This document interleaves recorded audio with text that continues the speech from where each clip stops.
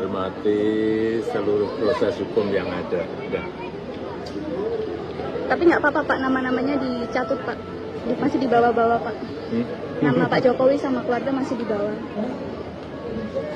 Sudah warna tugas pensiunan ya.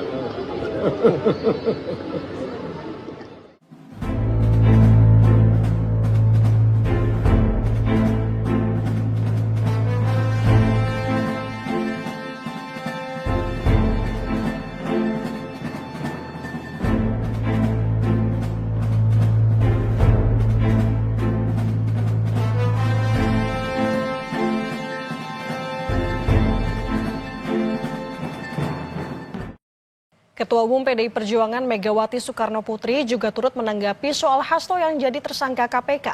Megawati akan mendatangi penegak hukum jika sekjennya ditangkap. Megawati menyebut sebagai Ketua Umum PDI Perjuangan, ia bertanggung jawab atas sekjennya. Meski demikian, Ketua DPP PDIP Roni Talapesi menjelaskan PDIP dan Hasto akan bersikap kooperatif dan menghormati proses hukum. Gara-gara kamu mau ditangkap nih, apa namanya? Untuk Harun Masiku itu tahun 2019. Coba ayo ahli hukum berani hitung berapa semuanya yang ditahan. Siapa nih sampai tahun segini nih, ayo. Kan semuanya diblok. So, what do you do? Gak ada yang berani, nggak berani. Saya bilang kalau Hasto itu ditangkap, saya datang. Ya, saya nggak bohong. Kenapa? Saya ketua umum, bertanggung jawab kepada warga saya. Dia adalah sekjen saya. PD Perjuangan dan Sekjen DPP PD Perjuangan telah dan akan selalu mentaati proses hukum dan bersifat kooperatif.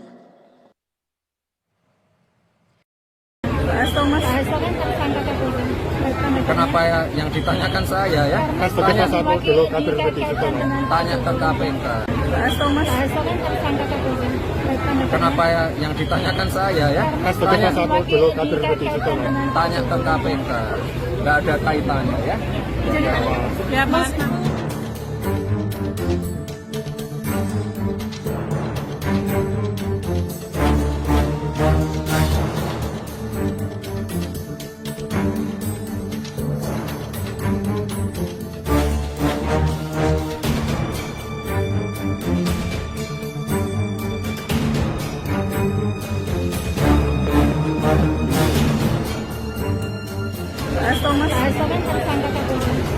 Kenapa yang ditanyakan saya ya?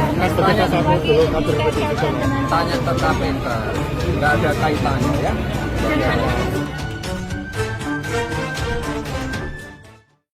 Presiden ke-7 Republik Indonesia Joko Widodo juga merespons penetapan tersangka Sekjen PDIP Hasto Kristianto. Disinggung soal namanya yang masih dikaitkan dengan kasus yang melibatkan Hasto, Jokowi menjawab santai. Jokowi menegaskan dirinya sudah purna tugas. Jokowi juga meminta semua yang terlibat untuk menghormati seluruh proses hukum. Pak Hasto kan ditetapkan sebagai tersangka di KPK ya Pak, tapi nama Bapak itu masih disangkut pautkan atas tersangka ini. Hormati seluruh proses hukum yang ada. Ya. Tapi nggak apa-apa Pak, nama-namanya dicatut Pak, masih dibawa-bawa Pak. Nama Pak Jokowi sama keluarga masih dibawa. Sudah warna tugas pensiunan ya. Sebelumnya, Saudara, PDIP menuding ada upaya politisasi terhadap penetapan status tersangka Hasto Kristianto. Namun, KPK membantah ada upaya politisasi termasuk campur tangan dengan urusan Kongres PDIP tahun depan. KPK secara resmi mengumumkan Sekjen PDIP sebagai tersangka dalam kasus suap buronan Harun Masiku. Ketua KPK Setio Budianto menyebut Hasto diduga terlibat dalam kasus suap Harun Masiku. Perkara dugaan tindak pidana korupsi yang dilakukan oleh tersangka HK bersama-sama dengan Harun Masiku dan kawan-kawan berupa pemberian sesuatu hadiah atau janji kepada Wahyu Setiawan selaku anggota Komisi Pemilihan Umum Republik Indonesia periode 2017 sampai dengan 2022 bersama-sama dengan Agustiani Tio F terkait penetapan anggota DPR RI terpilih 2019-2024. Tidak hanya terkait suap, KPK juga menjerat Hasto dengan pasal perintangan penyidikan. KPK menyebut Hasto bahkan meminta Harun Masiku merendam ponselnya agar menyulitkan penyidikan. Saudara HK memerintahkan salah satu pegawainya di Jalan Sultan Syahrir yang biasa digunakan sebagai kantor untuk menelpon kepada HM dan memerintahkan supaya merendam HP dalam air dan segera melarikan diri.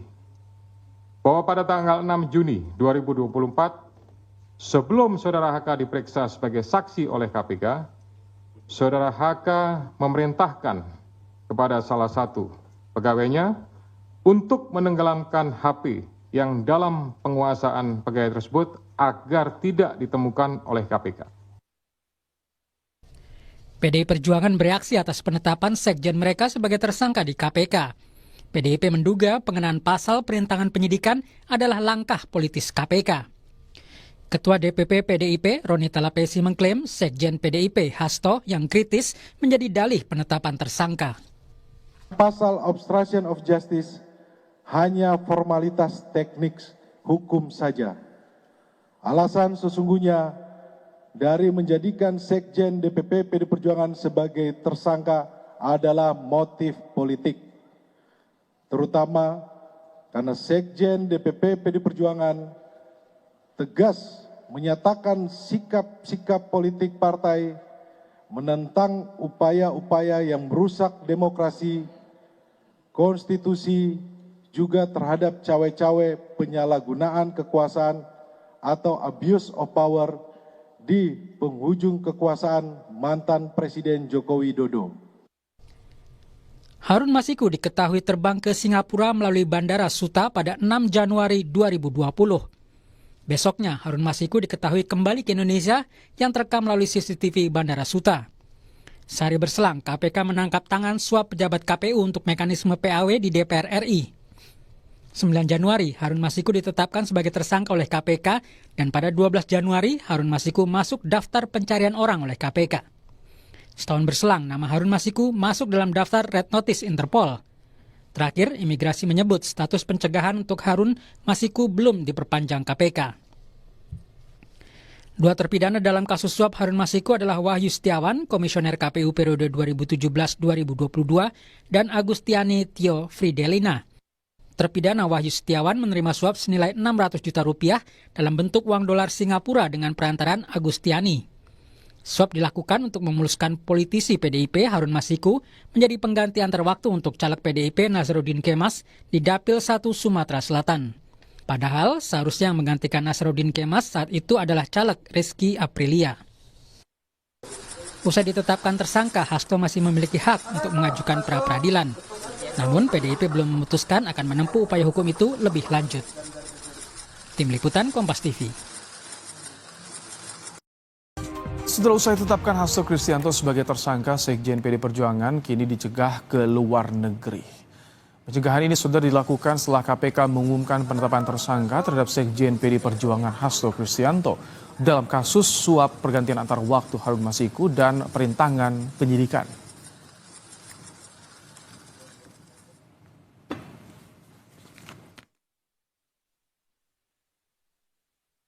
Seperti yang diketahui pada SOP yang kita miliki atau POB yang kita miliki, ketika ini naik juga diikuti dengan pencekalan, ya, pencekalan terhadap yang bersangkutan, kemudian juga terhadap orang-orang yang memang berkaitan dan kita duga bahwa dia memiliki informasi dan akan menyulitkan apabila dia berada atau keluar negeri seperti itu. Jadi pencekalan serta-merta kita lakukan. Selain Hasto, Kementerian Imigrasi dan Pemasyarakatan mencegah politisi PD Perjuangan dan mantan Menkumham Yasona Lawli. Melalui pesan singkat ke Kompas TV, Menteri Imigrasi dan Pemasyarakatan Agus Andrianto mengonfirmasi kabar pencegahan dua petinggi PD Perjuangan ini. Pencegahan ke luar negeri ini berlaku selama 6 bulan ke depan dan telah efektif sejak kemarin malam.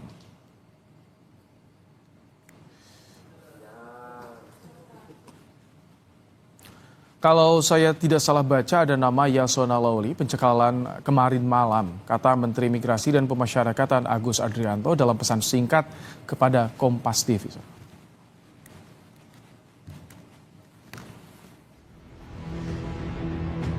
Babak baru kasus suap yang menjerat buron Harun Masiku dan mantan komisioner KPU Wahyu Setiawan kini memasuki babak baru. 24 Desember kemarin, KPK menetapkan Sekjen PDI Perjuangan Hasto Kristianto sebagai tersangka kasus suap pergantian antar waktu caleg PDIP tahun 2019. Dengan uraian penyidikan perkara dugaan tindak pidana korupsi yang dilakukan oleh tersangka HK bersama-sama dengan Harun Masiku dan kawan-kawan berupa pemberian sesuatu hadiah atau janji kepada Wahyu Setiawan selaku anggota Komisi Pemilihan Umum Republik Indonesia periode 2017 sampai dengan 2022 bersama-sama dengan Agustiani Tio F terkait penetapan anggota DPR RI terpilih 2019-2024 dengan sengaja mencegah, merintangi atau menggagalkan secara langsung atau tidak langsung penyidikan perkara dugaan tindak pidana korupsi terkait penetapan anggota DPR RI terpilih 2019-2024. Selain kasus suap untuk memuluskan pergantian antar waktu Harun Masiku, Hasto Kristianto juga dijerat dengan pasal perintangan penyidikan. Beberapa peran Hasto Kristianto dalam upaya merintangi penyidikan kasus Harun Masiku dijabarkan Ketua KPK Setio Budianto. Salah satunya, Hasto memerintahkan pegawainya agar Harun Masiku merendam ponsel dalam air dan segera melarikan diri. Bahwa pada tanggal 8 Januari 2020 pada saat proses tangkap tangan oleh KPK, Saudara HK memerintahkan salah satu pegawainya di Jalan Sultan Syahrir yang biasa digunakan sebagai kantor untuk menelpon kepada HM dan memerintahkan supaya merendam HP dalam air dan segera melarikan diri. Bahwa pada tanggal 6 Juni 2024, sebelum Saudara HK diperiksa sebagai saksi oleh KPK, Saudara HK memerintahkan kepada salah satu pegawainya untuk menenggelamkan HP yang dalam penguasaan pegawai tersebut agar tidak ditemukan oleh KPK. PDI Perjuangan menilai penetapan Hasto Kristianto sebagai tersangka tidak berdasarkan bukti kuat karena tidak ada satupun bukti yang menghubungkan Hasto dengan kasus Harun Masiku. PDIP menilai penetapan Hasto sebagai tersangka adalah kriminalisasi. Kasus suap Harun Masiku telah bersifat ingkrah atau disebut berkekuatan hukum tetap. Dan para terdakwa bahkan sudah menyelesaikan masa hukuman. Seluruh proses persidangan mulai dari pengadilan tipikor hingga kasasi tidak ada satupun bukti yang mengkaitkan Sekjen DPP PD Perjuangan dengan kasus suap Wahyu Setiawan. Keempat, kami menduga adanya upaya pemidanaan yang dipaksakan, kriminalisasi, mengingat KPK tidak menyebutkan adanya bukti-bukti baru dari pemeriksaan lanjutan yang dilakukan sepanjang 2024. Sejak pengusutan kasus suap pergantian antar waktu caleg PDI Perjuangan bergulir di tahun 2020, KPK sudah menetapkan 6 orang tersangka. 2 orang dari penyelenggara pemilu, yakni Wahyu Setiawan dari KPU dan mantan anggota Bawaslu Agustiani Tio Fridelina. Sedangkan 4 tersangka lain adalah Harun Masiku, Saiful Bahri, dan yang terbaru Sekjen PDIP Hasto Kristianto serta Doni Tri Istiqomah. 3 orang tersangka sudah divonis oleh hakim di kasus ini, sedangkan 1 tersangka Harun Masiku hingga kini masih buron. Tim Liputan Kompas TV. KPK sudah menetapkan Sekjen PD Perjuangan Hasto Kristianto sebagai tersangka dugaan suap dan perintangan penyidikan kasus Harun Masiku. Apa peran Hasto dalam pelarian Harun Masiku dan bagaimana mengawal KPK agar profesional dalam memproses kasus ini. Kita akan membahasnya bersama dengan mantan penyidik KPK ada Yudi Purnomo, ada juga peneliti Pukat UGM Zainur Rahman dan kuasa hukum Hasto Kristianto Yohanes Oberlin L. Tobing. Selamat petang Bapak-bapak. Yo, selamat petang. Sore, Mas. Baik, yang pertama Selamat saya ingin ke petang. Bang Yohanes. Bang Yohanes, apakah Anda sudah bertemu dengan Hasto Kristianto? Apa yang disampaikan Hasto pada Anda? Sudah bertemu. Kan apa kalau tidak bertemu bagaimana mau teken kuasa kan? Oke, meresponsnya apa ketika kemarin disampaikan oleh KPK? Ya tolong dikawal proses hukumnya supaya berjalan baik dengan benar. Itu permintaan dari beliau seperti itu. Dengan yang diuraikan oleh KPK, keberatan apa saja yang disampaikan oleh Hasto? Kejanggalan apa yang jadi catatan oleh Hasto Kristianto? Sangat keberatan lah. Saya nggak tahu ya kalau ketua KPK yang baru ini kan baru menjabat ketua, ya kan? Jadi mungkin dugaan saya dia tidak paham ini materi perkaranya. Dari awal ada putusan pengadilan sampai kasasi, ingkrah Mahkamah Agung, satu muatan perkara pun, satu rangkaian cerita pun tidak ada di situ menyatakan bahwa saudara Sekjen ini terlibat atau turut serta melakukan penyuapan bersama-sama dengan Harun Masiku. Itu nggak ada itu. Ya kan? Nah, belakangan dimunculkan nih surat sprindik yang baru, ada dua. Satu katanya obstruction of justice, menghalang-halangi. Nah, makanya kita bingung nih sampai sekarang di mana menghalang-halangi, apa buktinya kan? Karena seluruh muatan materi perkara itu sudah dibuktikan di persidangan dan itu tidak ada kaitannya dengan saudara Sekjen.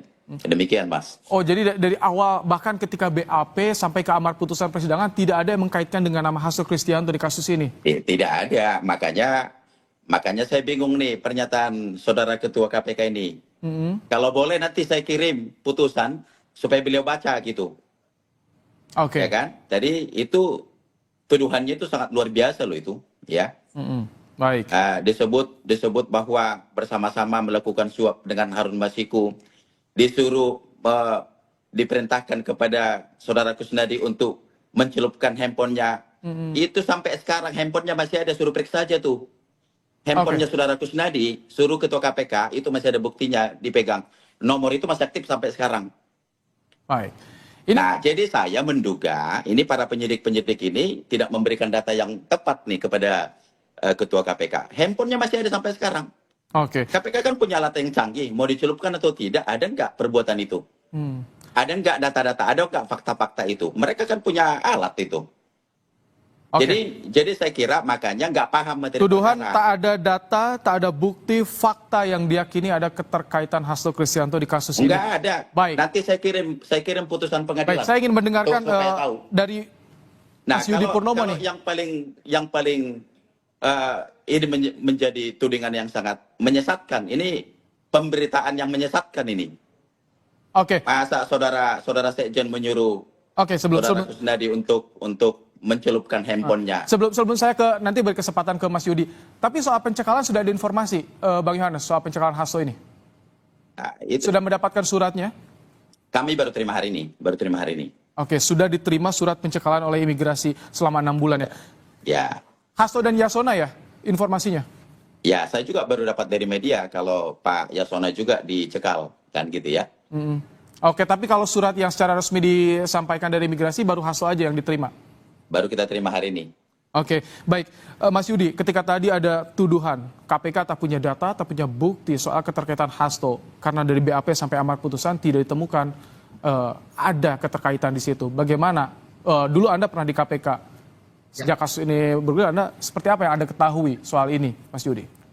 Ya, kalau kita bicara mengenai perkara terdahulu ya, yang sudah mempunyai kekuatan hukum tetap, ya saya pikir kan itu merupakan bukti-bukti yang lama ya. Kita tahu bahwa surat perintah penyidikan terhadap Harun Masiku selama dia masih buron kan masih aktif ya. Sehingga kemudian ya penyidik kita lihat dalam beberapa waktu belakangan ini kan juga giat ya, aktif untuk kemudian mencari lagi bukti-bukti baru seperti yang kemudian disampaikan dalam beberapa kesempatan oleh KPK bahwa ada bukti baru dan lain sebagainya.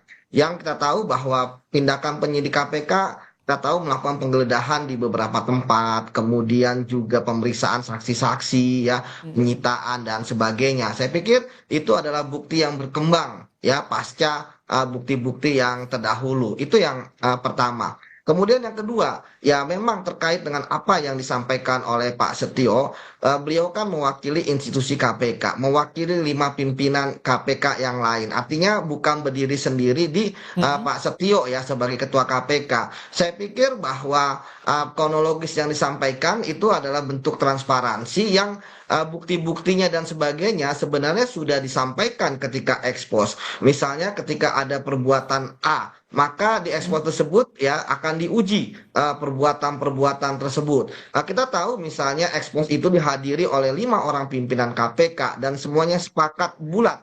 Jadi bukan hanya keinginan Pak Setio sebagai ketua KPK, tapi 4 yang lain pun setuju. Kemudian juga bahwa di situ hadir penyelidik, penyidik, penuntut, tasannya dan juga yang deputi penindakan. Artinya saya pikir untuk bukti-bukti yang disampaikan, Mas Yudi, bisa diceritakan dulu ketika kasus ini pertama kali ditangani di tahun 2020, karena novel Baswedan sebetulnya sudah diajukan di tahun 2020 untuk penetapan tersangka ini, tapi tidak disetujui oleh pimpinan KPK. Apa sih sebetulnya menjadi kendala saat itu, Mas Yudi? Ya, saya nggak terlalu paham ya apa yang terjadi di eranya Firly ya terkait dengan Harun Masiku, karena seharusnya psikologis untuk bisa menangani kasus korupsi yang buron seperti ini kan hanya 1 tahun ya. Seperti yang selalu saya sampaikan, masa di saat yang bersamaan ada 4 orang koruptor yang kita tahu high qualify lah, dilihat dari profilnya yang dia merupakan konglomerat, dia merupakan pejabat tinggi gitu ya, itu bisa ketangkap. Kenapa yang ini tidak? Itu yang pertama. Kemudian yang kedua, ya saya nggak paham juga bagaimana strategi yang dilakukan oleh Pak Firly, tapi intinya dia gagal ya melakukan tugasnya untuk menangkap Harun Masiku. Itulah sebabnya mengapa kemudian berlarut sampai saat ini. Ya kita tak paham ya kegaduhan-kegaduhan yang terjadi di awal, ya misalnya pemulangan AKBP Rosa Purwobekti kembali ke polisi dan kemudian dia kembali lagi ke KPK, kemudian juga ketidakseriusan Firly, akhirnya yang bahkan salah satu penyidik yang paham tentang kasus Harun Masiku di TWK-kan, disingkirkan oleh Firly. Artinya bahwa ada sesuatu di situ. Namun ya saya lihat bahwa ya saat ini penyidik mencoba untuk bekerja benar lah ya terkait dengan bagaimana mendudukan kasus ini ke jalan yang benar seperti itu. Kalau baik, Mas Jen, bagaimana Anda melihat kemarin KPK menguraikan soal perintangan penyidikan? Ini beberapa yang disorot juga oleh tim hukum dari PD Perjuangan. Apakah dengan uraian dari KPK ini bisa semakin terang peran Hasto Kristianto dalam pelarian Harun Masiku bisa terungkap atau bagaimana menurut Anda, Mas Zen? Ya, ini memang KPK perlu cepat ya untuk mengajukan kasus ini ke meja hijau biar semuanya nanti bisa terungkap dengan utuh, lengkap, dengan tanpa ada tedeng aling-aling gitu ya, tidak ada yang ditutupi di depan persidangan. Dan kalau misalnya pihak-pihak yang menjadi tersangka merasa bahwa penetapan tersangka ini tidak sesuai dengan hukum, bisa juga segera mengajukan pra-peradilan. Ataupun bisa melaporkan kepada Dewan Pengawas jika melihat adanya pelanggaran kode etik yang dilakukan oleh pimpinan maupun pegawai. Tapi kalau kita lihat keterangan dari Ketua KPK kemarin, sepertinya keterangan pers tersebut salah satu keterangan pers yang cukup detail, bahkan menjelaskan bagaimana perbuatan pidana itu dilakukan. Kami termasuk pihak yang sering melihat konferensi pers di KPK ya. Kalau saya bandingkan dengan kasus-kasus yang lain, kasus yang ini lebih detail daripada kasus-kasus yang lain. Itu yang saya amati selama ini. Saya mengamati KPK sudah belasan tahun begitu. Itu menunjukkan salah satu bentuk transparansi dari kerja penyidikan di KPK. Dan juga kalau informasi yang disampaikan itu sebenarnya publik juga sudah pernah membaca di berbagai kesempatan di tahun 2020 ketika misalnya ada informasi KPK melakukan pengejaran terhadap Harun Masiku, mendapatkan hambatan, mendapatkan halangan, juga adanya informasi-informasi lain termasuk juga misalnya keterlibatan pihak-pihak lain yang kemudian hari ini ditetapkan sebagai tersangka. Jadi saya melihat sejauh ini KPK bekerja profesional untuk membayar kegagalan mereka selama 4 tahun. Saya melihat harusnya perkara ini selesai di tahun 2020. Soal apakah ternyata untuk 2 tersangka ini tidak disebutkan perannya di dalam putusan Wahyu Setiawan dan Tio, saya pikir itu lebih kepada bagaimana kondisi KPK waktu itu. Dan kalau kita mau fair juga, di dalam dakwaan itu kan fokus kepada apa yang ingin dibuktikan terhadap tersangka tersebut. Untuk hal-hal yang lain kan tidak wajib juga itu diuraikan secara lengkap. Dan ternyata ketika di dalam proses penyidikan berjalan, ada tambahan-tambahan informasi dan kemudian bisa ditetapkan tersangka baru, Mas Ibrahim. Oke, baik. Usai penetapan Hasto Kristianto sebagai tersangka, apakah ada tanggapan dari Ketua Umum PDIP Megawati Soekarno Putri dan apa upaya hukum yang disiapkan oleh tim PDIP menghadapi kasus ini? Nanti kita akan bahas usai jeda ya, Bang Yohanes, Mas Yudi, Mas Zen, tetap bersama kami di Kompas Petang.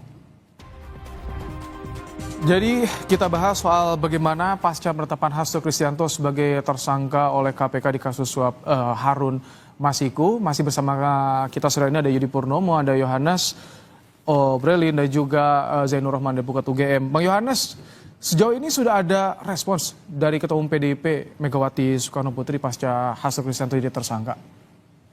Ya, tentu sebagai Ketua Umum, Ibu Ketua Umum sudah mendengar cerita ini dan sudah menyaksikan juga, maka arahan-arahan secara langsung diberikan kepada kami bahwa karena kita partai yang selalu diperintahkan untuk menghormati proses hukum, maka kita harus mengikuti proses hukum itu dengan baik. Nah, jadi langkah-langkah hukum harus dilakukan, maka dalam waktu dekat juga kami akan melakukan langkah-langkah konkret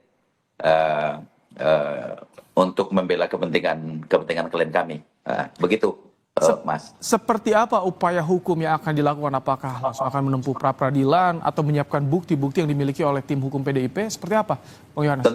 Tentu itu salah satu langkah yang akan kami lakukan dalam waktu dekat. Nah, kemudian kan sebenarnya kan berita ini kan berita framing nih. Nah, jadi kalau memang dalam rangkaian berita framing yang lagi sedang viral, ya maka berita ini harus kita jawab dengan berita. Harus kita lawan dengan berita gitu. Jadi karena apapun ceritanya, kalau kita langsung membuat upaya-upaya hukum sementara ini lagi ditonton begitu banyak masyarakat, maka hal-hal untuk menjawab isu-isu ini harus perlu kita selesaikan. Maka kemungkinan sampai berapa lama ya tentu sampai kita lihat seberapa lama ini menjadi konsumsi publik. Yang pasti gara-gara viralnya berita Pak Sekjen ini dijadikan tersangka, sampai kenaikan pajak yang PPN 12% itu sampai tenggelam tuh, nggak kedengaran. Karena ditunggu juga soal kasus ini juga kan bertahun-tahun ini yang ditunggu oleh publik kayak seolah kemana nih ujungnya. Nah, Mas Zen, ketika tadi sikap PDIP yang tidak percaya, pasti tidak percaya nih pada KPK karena mempertanyakan soal penetapan tersangka Hasto dengan bukti-bukti yang dimilikinya. Bagaimana sebaiknya sebetulnya sikap PDIP? Apakah menyerahkan proses hukum kepada KPK, melihat tadi yang Anda sampaikan ini transparansi dari KPK, detail dari KPK, atau bagaimana, Mas Yen? Ya, tentu semua pihak harus menghormati proses hukum ya, karena kita harus belajar untuk menumbuhkan kesadaran hukum di masyarakat. Dan kita tentu sebagai negara hukum harus menyelesaikan persoalan hukum melalui jalur hukum. Yang kedua, bagi pihak-pihak yang merasa dirugikan, siapapun itu, baik itu tersangka maupun partai politik atau pihak lain, dapat menggunakan upaya-upaya hukum yang tersedia ya. Tetapi apakah itu akan digunakan atau tidak, ya itu kembali kepada yang bersangkutan. Apakah akan mengajukan pra-peradilan, apakah akan lapor kepada Dewan Pengawas. Saya pikir masih ada satu lagi upaya yang bisa digunakan ketika yakin bahwa ini adalah kriminalisasi, politisasi, pemaksaan, yaitu dengan misalnya nanti ketika rapat dengar pendapat antara Komisi 3 DPR RI dengan KPK, semua partai yang ada di Komisi 3 bisa melakukan scrutinize terhadap kerja-kerja KPK di dalam menangani perkara ini, sehingga semuanya akan terbuka secara jelas. Tetapi itu kan forum non hukum. Forum hukum ya ada di depan meja hijau di persidangan begitu ya. Sekali lagi saya sejauh ini tidak melihat adanya kriminalisasi dalam perkara ini karena keterangan dari KPK itu saya lihat sangat terang, sangat jelas dan ketika KPK menetapkan tersangka pasti berdasarkan 2 alat bukti dan 2 alat bukti itu bisa diuji melalui forum pra peradilan. Adapun soal politisasi yaitu menjadi wilayah perbincangan politik yang itu artinya adalah wilayah perbincangan non hukum. Kalau misalnya ada yang mengatakan bahwa ini sekarang terjadi politisasi kemudian akhirnya merugikan pihak-pihak tertentu. Nah, mungkin juga pihak lain bisa mengatakan politisasi juga terjadi di tahun 2020 ketika waktu itu seharusnya ada penetapan tersangka pihak-pihak lain tetapi tidak ditetapkan sebagai tersangka karena adanya obstruction of justice. Bahkan kalau kita mengikuti kasus itu Mas Ibrahim, ada informasi-informasi lain nih yang belum dibuka di dalam konferensi pers kemarin. Misalnya bagaimana ketika penyidik dan penyelidik KPK melakukan pengejaran, misalnya kemudian mendapatkan hambatan-hambatan. Nah, bagian itu juga belum diceritakan ketika konferensi kemarin. Nah, apakah artinya pimpinan KPK yang saat itu menjabat di 2020 juga harus diperiksa agar jelas mengapa ini bisa terjadi, mengapa bisa ditunda-tunda, Mas Zen? Iya, saya pikir perlu ya semua yang terkait dengan kasus ini itu perlu untuk dicek. Karena obstruction of justice, menghalang-halangi penyidikan itu bisa dilakukan oleh siapa saja yang memiliki kewenangan maupun tidak memiliki kewenangan. Misalnya sekarang kita mendengar ada pencekalan terhadap ex-Menteri Hukum dan HAM. Makin kita bertanya-tanya atas dasar apa kemudian pencekalan itu dilakukan oleh KPK? Apakah sebagai kapasitasnya ex-Menteri Hukum dan HAM? Apakah kapasitasnya sebagai pengurus DPP PDIP atau seperti apa? Atau mungkin juga di internal KPK sendiri waktu itu ketika 2020 misalnya ada upaya-upaya untuk melokalisir perkara misalnya. Itu bisa dilakukan pemeriksaan secara tuntas yang sekarang adalah kesempatan terbaik. Mengapa? Karena ini adalah awal baru dari pimpinan KPK, semangatnya baru dan mereka bisa dimintakan akuntabilitas. Kalau di awal periode jabatan Pak Setio ini misalnya main-main atau misalnya menjalankan karat tanpa alat bukti yang kuat, ini bisa menjadi sejarah yang sangat buruk, start yang buruk dan itu saya pikir juga bisa mengancam karir dari Pak Setio. Jadi menurut saya ini pertaruhan yang cukup besar. Kembali lagi kita harus arahkan melalui jalur-jalur hukum yang tersedia, Mas Ibrahim. Oke. Jalur hukum itu yang bisa menjadi. Tambahin ya, Mas. Baik, silakan. Nah, jadi kalau tadi Mas Jainur Rohman bilang tidak ada kriminalisasi, yang merasakan kami, Mas.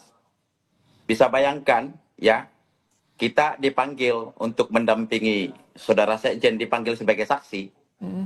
Supirnya aja, ajudannya, itu bisa digeledah dengan paksa. Handphonenya dirampas, barang-barang miliknya yang tidak ada kaitan dengan materi perkara itu sampai hari ini ditahan. Sebagaimana yang disampaikan Bang Yudi tadi Purnomo, itu ada banyak kekacauan yang terjadi di KPK itu. Antara penyidik dengan pimpinan itu nggak sinkron. Bisa bayangkan nggak hari ini, kita yang ditersangkakan, kita tidak pernah terima suratnya, tapi surat itu bisa bocor ke media, kita menjadi bulan-bulanan media. Di mana profesionalnya KPK? Baik. Ini kriminalisasi. Jadi kalau dibilang tidak ada kriminalisasi. Baik, artinya Bang Yohanes, nanti itu akan dipakai sebagai celah dalam upaya hukum yang akan disiapkan ya oleh tim hukum. Pasti akan kita lakukan. Bahkan seluruh penyidiknya pun kita sudah laporkan ke Dewas itu dan itu mereka sudah. Oke, baik. Saya ingin ke Mas Yudi ya, singkat saja ya. Paham betul bagaimana. Oke, kami tangkap Bang Yohanes. Saya ingin ke Mas Yudi. Dengan penetapan tersangka Hasto ini apakah bisa mempermudah untuk memburu Harun Masiku, Mas Yudi? Ya, memang tujuan awal dari proses ini kan adalah mencari dan menangkap Harun Masiku setelah bulan depan itu 5 tahun dia menjadi buronan. Ya, ini memang sangat menarik ya ketika misalnya seharusnya kan step by step ya berdasarkan bukti yang ada kan saat itu fokusnya adalah menangkap Harun Masiku. Baru kemudian diketahui siapa kemudian di atasnya. Dan kalau sekarang kan ketika KPK kemudian merasa mempunyai alat bukti yang cukup, ya kemudian akhirnya menetapkan Pak Hasto bukan hanya dalam kasus suap tetapi juga merintangi penyidikan, ini menurut saya sangat menarik. Ya, ketika kemudian Pak Hasto ini sudah menjadi tersangka, saya pikir seharusnya Harun Masiku ya keluarlah dari persembunyiannya seperti itu, Mas. Karena buat apa lagi dia bersembunyi dan dia mempertanggungjawabkan perbuatannya. Baik. Terima kasih Mas Yudi Purnomo. Ini Bang Yohanes, durasi kita sangat terbatas karena ini durasi kita terbatas. Jadi nanti di lain kesempatan kita juga. Saya senang kalau ada. Baik. Kami hargai tadi pendapatnya. Terima kasih Mas Yudi Purnomo, Bang Yohanes Obralin Tobing dan juga Zainur Rohman telah bergabung di program Kompas Petang sore hari ini. Kita dikasih hadiah Natal dengan Sekjen masuk ditetapkan jadi tersangka jadi.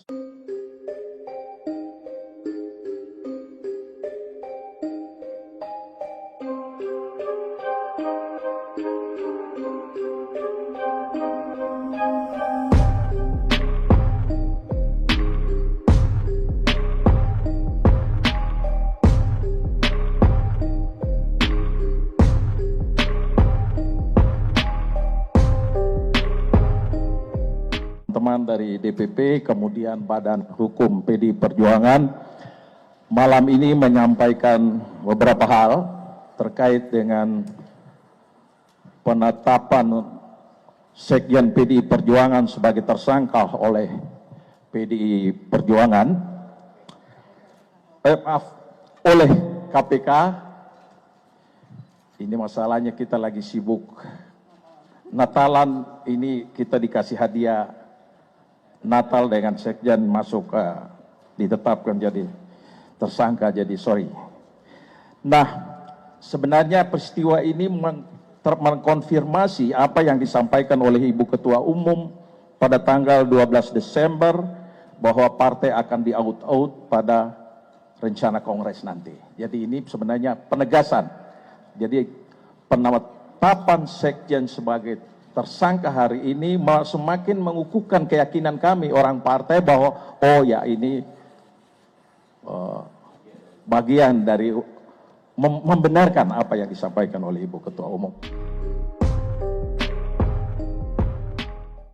PDIP Hasto Kristianto ditetapkan sebagai tersangka. Informasi seperti apa yang sebenarnya yang didapati oleh PDIP, Mas Seno?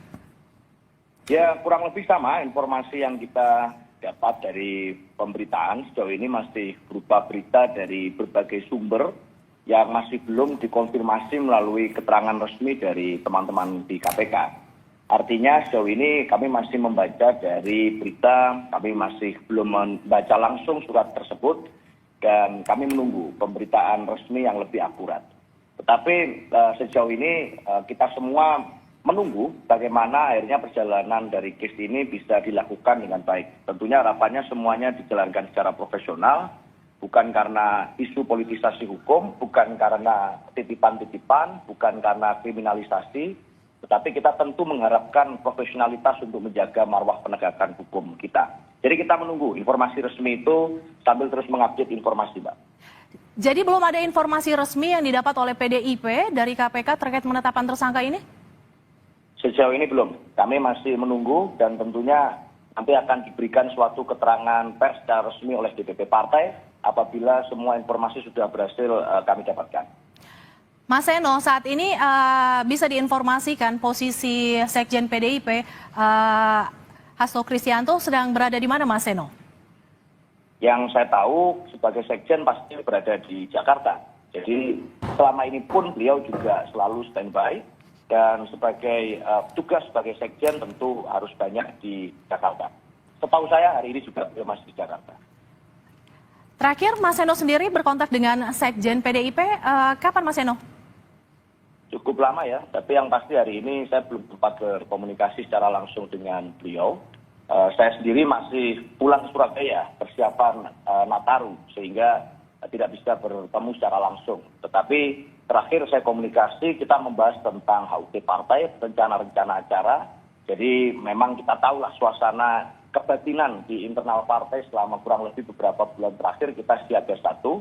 Bagaimanapun muncul berbagai narasi tenggelamkan banteng, tumbangkan banteng, termasuk dipasangnya berbagai spanduk provokatif yang terpasang di berbagai kota di Jakarta dan di Bogor. Dan buat kami susah untuk tidak kemudian menangkap suatu kaitan peristiwa, melihat bahwa situasi ini menjadi suatu eskalasi menjelang momentum penting partai di Kongres beberapa bulan yang akan datang. Dengan adanya kabar yang beredar bahwa Sekjen PDIP Hasto Kristianto ditetapkan sebagai tersangka, bagaimana situasi internal PDIP, Mas Eno?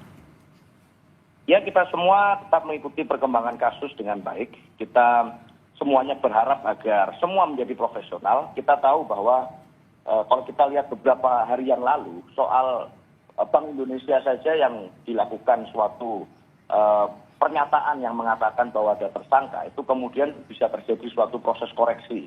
Nah, ini tentu menjadi suatu evaluasi dalam penegakan hukum dan pemberian kepastian hukum di dalam proses perjalanan bangsa ini. Kita berharap agar semua kasus yang terjadi itu bisa dijalankan secara profesional, bukan karena titipan-titipan politik, bukan karena politisasi hukum, yang tentu akan mengorbankan marwah penegakan hukum kita. Kebatinan kita semuanya tentunya siap menghadapi dengan baik.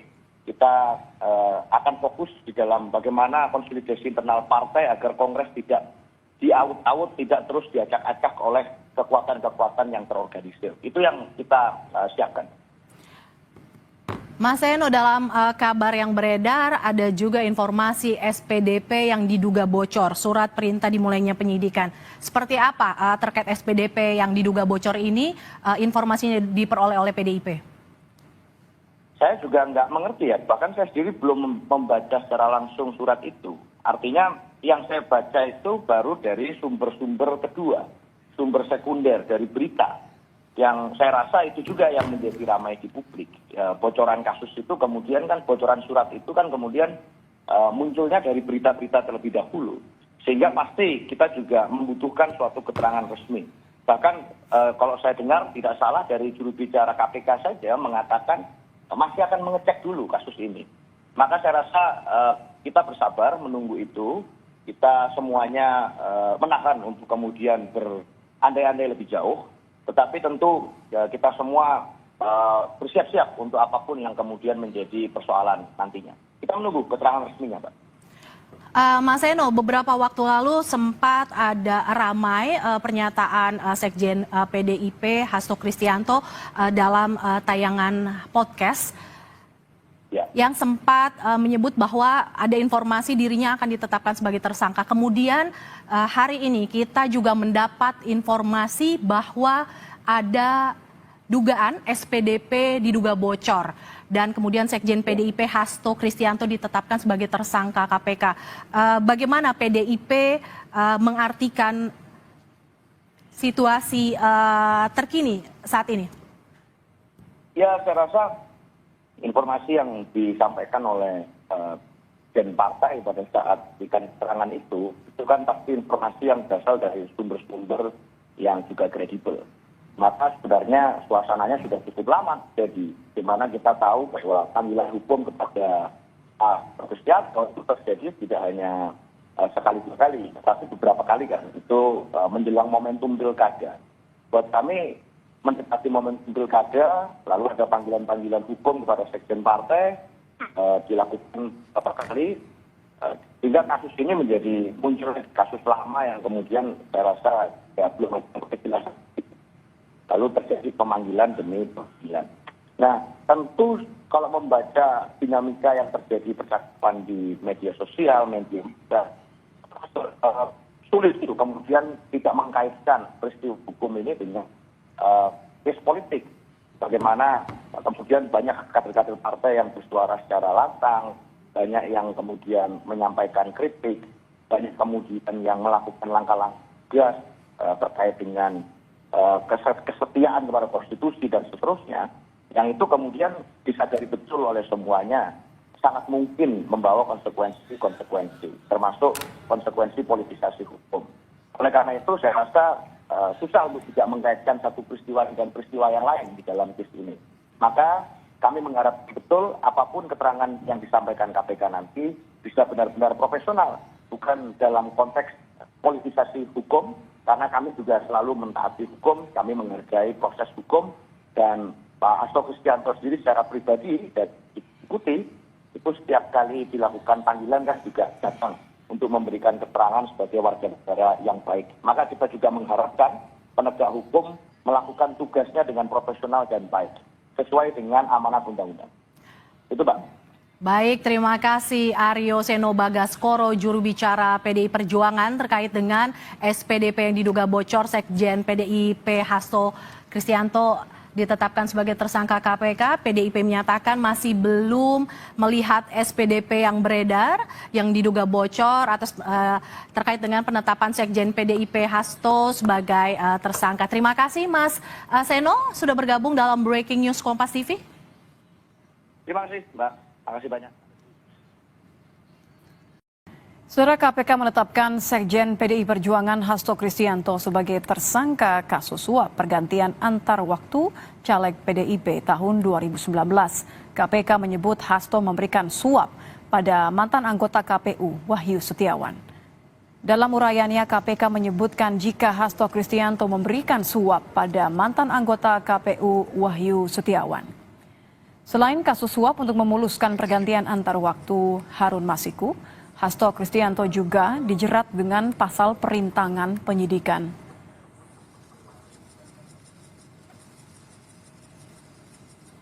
Dengan uraian penyidikan perkara dugaan tindak pidana korupsi yang dilakukan oleh tersangka HK bersama-sama dengan Harun Masiku dan kawan-kawan berupa pemberian sesuatu hadiah atau janji kepada Wahyu Setiawan selaku anggota Komisi Pemilihan Umum Republik Indonesia periode 2017 sampai dengan 2022 bersama-sama dengan Agustiani Tio F terkait penetapan anggota DPR RI terpilih 2019-2024 dengan sengaja mencegah, merintangi atau menggagalkan secara langsung atau tidak langsung penyidikan perkara dugaan tindak pidana korupsi terkait penetapan anggota DPR RI terpilih 2019-2024.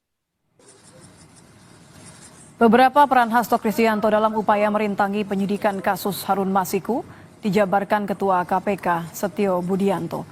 Salah satunya, Hasto memerintahkan pegawainya agar Harun Masiku merendam HP dalam air dan segera melarikan diri. Bahwa pada tanggal 8 Januari 2020 pada saat proses tangkap tangan oleh KPK, Saudara HK memerintahkan salah satu pegawainya di Jalan Sultan Syahrir yang biasa digunakan sebagai kantor untuk menelpon kepada HM dan memerintahkan supaya merendam HP dalam air dan segera melarikan diri. Bahwa pada tanggal 6 Juni 2024, sebelum Saudara HK diperiksa sebagai saksi oleh KPK, Saudara HK memerintahkan kepada salah satu pegawainya untuk menenggelamkan HP yang dalam penguasaan pegawai tersebut agar tidak ditemukan oleh KPK.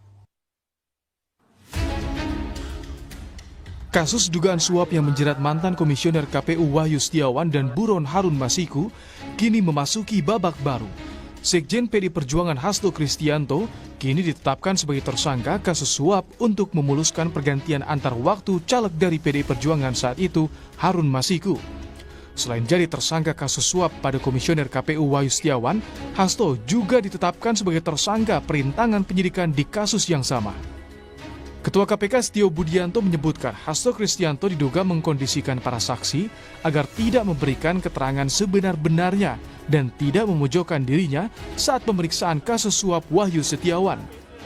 Saudara HK mengumpulkan beberapa saksi terkait dengan perkara HM dan mengarahkan, memberikan doktrin, memberikan penekanan agar saksi tidak memberikan keterangan yang sebenarnya, tidak melebar, dan tidak memberikan keterangan yang memojokkan kepada yang bersangkutan. Atas perbuatan Saudara HK tersebut, KPK mengeluarkan surat perintah penyidikan nomor Sprindik 152 Dik 0001/12/2024 tanggal 23 Desember 2024 dengan uraian penyidikan perkara dugaan tindak pidana korupsi yang dilakukan oleh tersangka HK dan kawan-kawan, yaitu dengan sengaja mencegah, merintangi, atau menggagalkan secara langsung atau tidak langsung penyidikan perkara dugaan tindak pidana korupsi.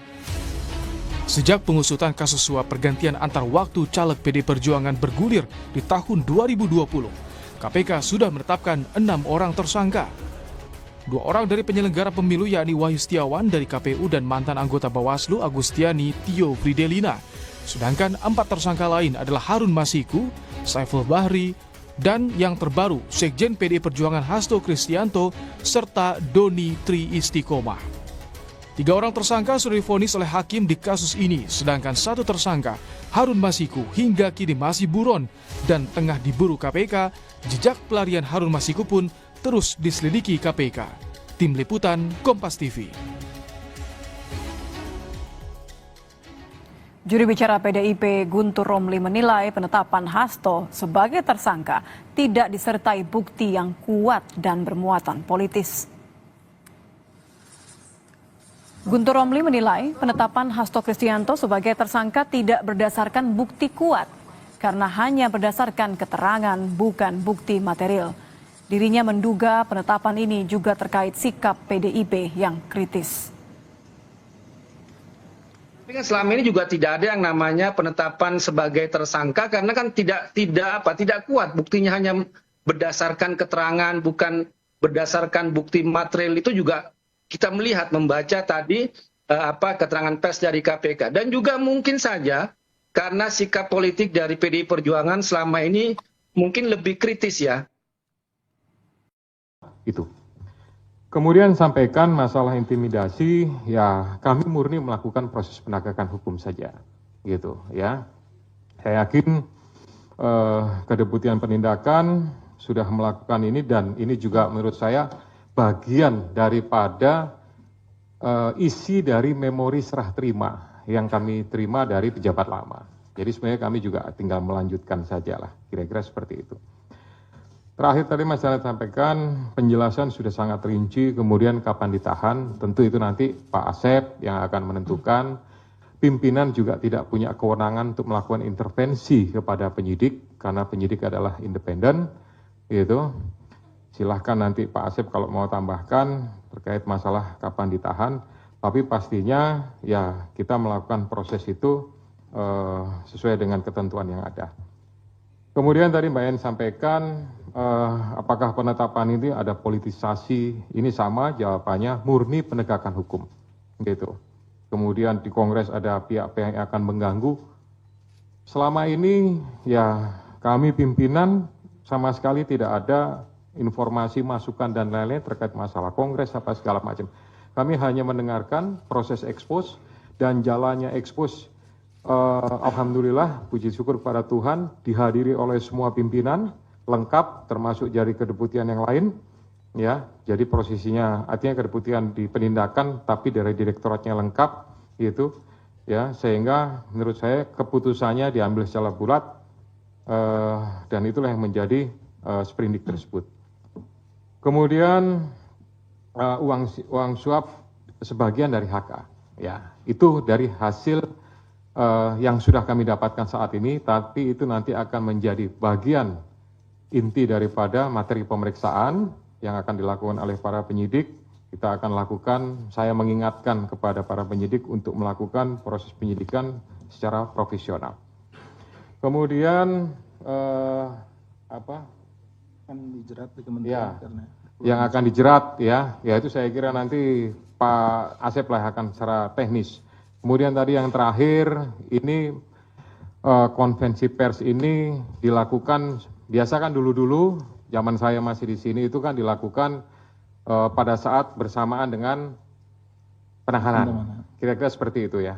Nah, berdasarkan kebijakan pimpinan sekarang dalam rangka akuntabilitas dan mempertanggungjawabkan kepada seluruh masyarakat, yaitu ya segera sesaat setelah sprindik itu dibuat, yaitu kita tidak akan menunggu sampai dengan masa diumumkannya penahanan, itu nanti akan diumumkan, disampaikan, supaya juga para pihak yang terlibat sudah tahu statusnya seperti apa, karena ini sebagai bagian daripada pertanggungjawaban penyidik, pertanggungjawaban secara institusi kelembagaan KPK untuk bisa menyampaikan kepada masyarakat tentang kegiatan yang sudah dilakukan. Kami tidak ingin ini menjadi sesuatu yang ya istilahnya ada informasi yang, mohon maaf kalau saya menyampaikan istilahnya agak liar gitu ya, ini bertanya apa segala macam, lebih baik nanti sesaat setelah, nah sesaat setelah itu kan bisa 1 hari, 2 hari atau mungkin 1 minggu,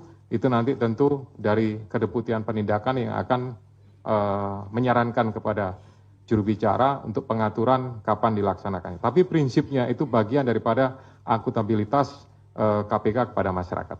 Demikian ya. Ya, silakan mungkin Pak Asep menambahkan beberapa hal tadi dari 3 teman-teman yang bertanya.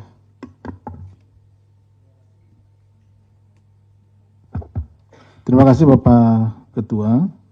Yang saya hormati Pak Ketua, Pak Jubir dan rekan-rekan sekalian yang berbahagia, para jurnalis.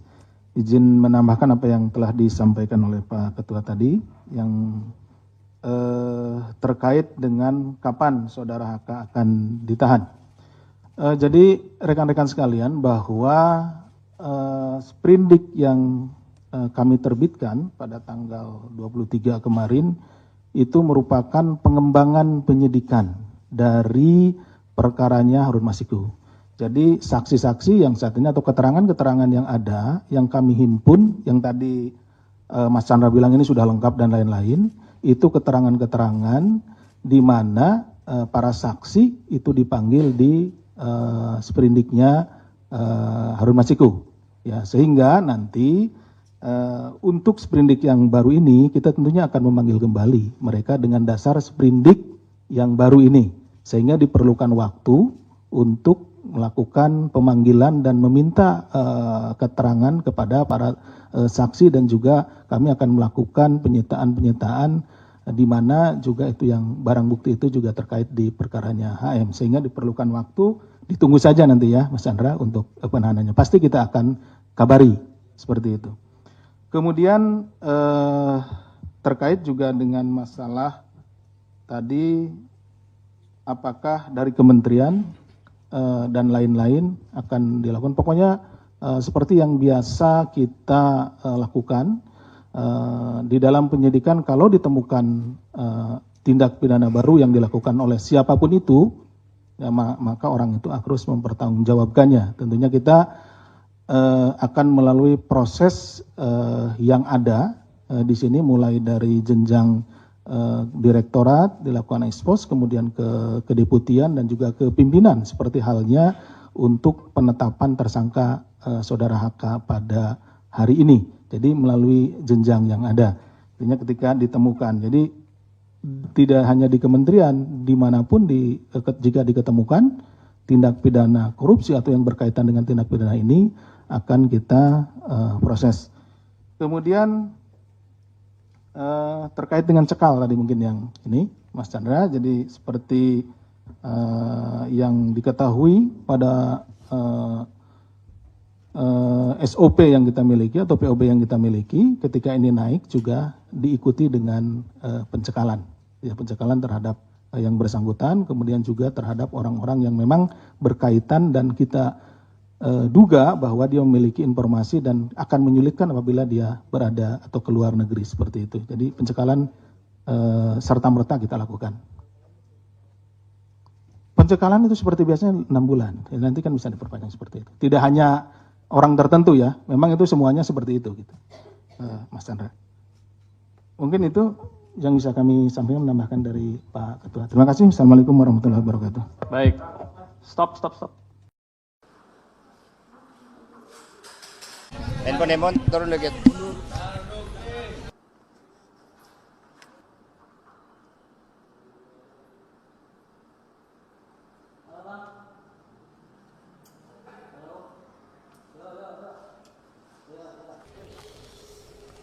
Baik, terima kasih teman-teman pers. Jadi pada hari ini saya memenuhi tanggung jawab saya sebagai warga negara, dan sebagaimana saya sampaikan sebelumnya, saya bersedia datang dan siap datang ketika diminta keterangan oleh KPK. Karena itulah hari ini saya diminta keterangan sebagai saksi terhadap dugaan tindak pidana korupsi yang dilakukan oleh mantan komisioner KPU. beberapa pertanyaan sudah saya jawab dan segala sesuatunya sudah saya tempuh, termasuk menandatangani berita acara di dalam pemberian keterangan sebagai saksi. Ada pertanyaan? Ada pertanyaan Pak yang diajukan Pak tadi Pak. Apa aja? Ya kalau pemeriksaan ini kan nanti garis besarnya dari pihak KPK yang akan menyampaikan, karena terkait dengan materi yang masih dalam proses untuk menegakkan hukum tersebut. Kami percayakan seluruhnya. Jadi ada sekitar 24 pertanyaan termasuk biodata. Pertanyaan terkait Pak Harun Pak. Ya ada pertanyaan, saya jelaskan seluruh aspek kronologisnya. Aspek kronologis mengapa partai mengambil keputusan terkait dengan pemindahan suara almarhum Bapak Nasaruddin Kemas, karena itu adalah sebagai bagian dari kedaulatan partai politik dan ada presidennya untuk itu. Almarhum Sutradara Ginting juga meninggal dan kami limpahkan suaranya kepada kader yang menurut partai terbaik. Jadi kami juga memberikan keterangan terkait dengan hal tersebut. Mengapa Saudara Harun, kami juga berikan keterangan karena yang bersangkutan punya latar belakang yang baik. Sedikit dari orang Indonesia yang menerima beasiswa dari Ratu Inggris dan memiliki kompetensi di dalam international economic law. Pak, saat ini kan Ya sama dulu ketika Bapak Sutradara Ginting digantikan oleh Pak Irwansyah juga memiliki suara yang lebih sedikit. Di situ ada pertimbangan strategis dari partai. Kalau PDIP tahu Pak sekarang posisi Harun di mana? Saya tidak tahu. Apakah menghimbau untuk menyerahkan diri? Ya, tim hukum kami menghimbau untuk bersikap kooperatif, tidak perlu takut, ya karena dari seluruh konstruksi hukum yang dilakukan oleh tim hukum kami, beliau menjadi korban atas tindak penyalahgunaan kekuasaan itu. Karena ini pada dasarnya persoalannya sederhana.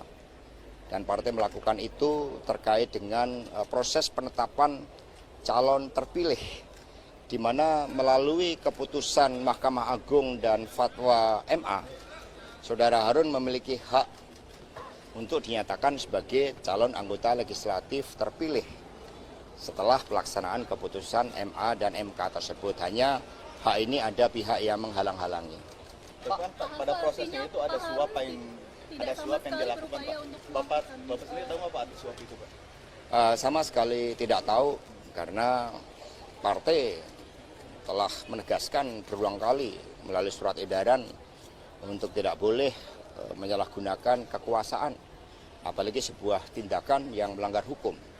Nah karena itulah rekan-rekan pers sebaiknya kita percayakan seluruh proses penegakan hukum tersebut. Saya hadir karena saya juga percaya terhadap seluruh proses penegakan hukum yang dilakukan oleh KPK. Ya, terima kasih. Dianggap adalah merintangi kasus dan bermain dua kaki Pak. Gimana Pak? Gimana Pak? Coba ya. Awas ini.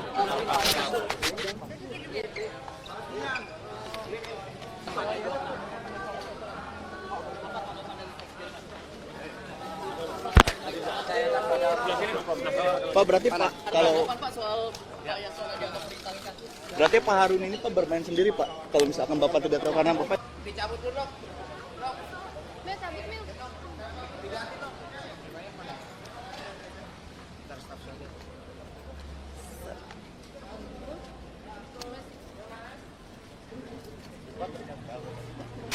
Kan ini saya sudah berikan keterangan ya. Nanti tinggal nunggu penjelasan yang lain. Berarti Pak Harun itu bermain sendiri Pak, bisa dibilang seperti itu dalam suap ini. Ya, cukup saya sudah berikan, kita percayakan pada proses hukum dan saya datang dengan sebuah niat baik. Ya. Kemana Tan? Handphone turun dikit. 4 jam ya? Ya. Baik, terima kasih rekan-rekan pers atas kesabarannya. Jadi saya datang ke KPK ini dengan niat baik sebagai seorang warga negara yang juga taat pada hukum. Saya di dalam ruangan yang sangat dingin, hampir sekitar 4 jam, dan bersama penyidik face to face itu paling lama 1,5 jam. Sisanya ditinggal kedinginan. Dan kemudian pemeriksaan saya belum masuk materi pokok perkara, karena di tengah-tengah itu kemudian staf saya yang namanya Kusnadi itu dipanggil, katanya untuk bertemu dengan saya, tetapi kemudian tasnya dan handphonenya atas nama saya itu disita. Sehingga kemudian kami tadi berdebat karena sepengetahuan saya sebagai saksi di dalam kitab Undang-Undang Hukum Acara Pidana, saya berhak untuk didampingi penasihat hukum. Dan kemudian akhirnya ya saya memutuskan bahwa pemeriksaan nantinya untuk dilanjutkan pada kesempatan lain. Dan kemudian ada handphone yang disita dan saya menyatakan keberatan atas penyitaan handphone tersebut. Ya karena segala sesuatunya harus didasarkan sesuai dengan hukum acara pidana. Karena ini sudah suatu bentuk tindakan yang pro justisia. Sehingga hak untuk didampingi penasihat hukum itu seharusnya dipenuhi oleh mereka yang menegakkan hukum. Sehingga teman-teman pers kemudian akhirnya ya kami menyampaikan, ya kalau gitu nanti pada kesempatan lain kami akan datang memenuhi undangan dari KPK sebagai wujud tanggung jawab dan komitmen kami sebagai warga negara. Terima kasih. Mas, apa informasinya bahwa... Mungkin dari penasihat hukum dulu, silakan. Lanjutkan ke perbincangan kita di Sapa Indonesia malam hari ini, saudara. Benarkah ada politisasi atau justru KPK terlambat menetapkan Hasto Kristianto, Sekjen PDI Perjuangan sebagai tersangka? Kami akan bahas bersama Laude M. Syarif, Wakil Ketua KPK periode 2015-2019, dan juga ada bergabung tim hukum PDI Perjuangan Erna Ratnaningsih. Selamat malam, Pak Laude, Bu Erna. Selamat malam, Mas. Ya, saya ke Bu Erna dulu deh kalau gitu. Bu Erna, ini menurut PDI Perjuangan ada upaya politisasi. Indikasinya apa kira-kira? Ada beberapa hal yang ingin saya sampaikan berkaitan dengan penetapan tersangka Sekjen PDI Perjuangan. Ya. Kenapa kita pada kesimpulan adanya politisasi hukum? Karena penetapan tersangka Sekjen DPP PDI Perjuangan dilakukan dalam situasi adanya kenaikan pajak PPN 12% yang kita sama-sama tahu akan diberlakukan pada awal Januari tahun 2025. Kemudian juga ada opsen pajak kendaraan bermotor sebesar 66%. Kemudian juga spanduk yang menyerang ketum dan juga partai. Dan kita sudah laporkan, namun sampai saat ini belum ditindaklanjuti. Kemudian baru-baru ini juga ada demo di depan KPK yang meminta Sekjen juga untuk ditangkap. Dan juga penetapan tersangka ini terjadi menjelang Kongres PDI Perjuangan yang akan dilaksanakan beberapa bulan ke depan. Oke, tapi secara konstruksi hukum, Bu Erna, korelasinya ada di mana dari hal-hal yang Anda sebutkan tadi dengan apa yang ditetapkan oleh KPK terhadap Hasto Kristianto, Pak Hasto Kristianto sebagai tersangka?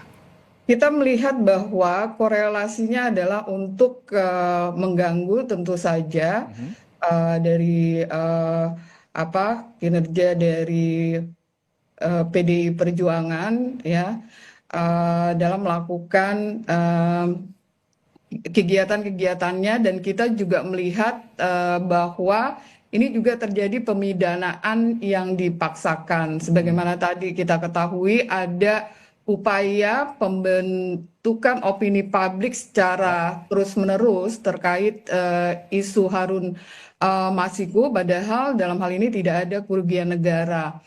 Kemudian juga ada beberapa hal yang ingin saya sampaikan ya kaitannya dengan pemidanan yang dipaksakan adalah bocornya sprindik di mana ada banyak beberapa orang yang memang mengetahui seminggu sebelum sprindik itu keluar bahwa ada penetapan tersangka dan kemudian juga baru-baru ini juga tanggal 24 Desember juga KPK telah mengeluarkan larangan berpergian ke luar negeri terhadap pimpinan PDI Perjuangan yaitu HK dan YHL. Kalau gitu saya tanya Karena saya lihat ini juga merupakan sebuah kebocoran ya karena kita juga memperolehnya melalui media massa. Baik.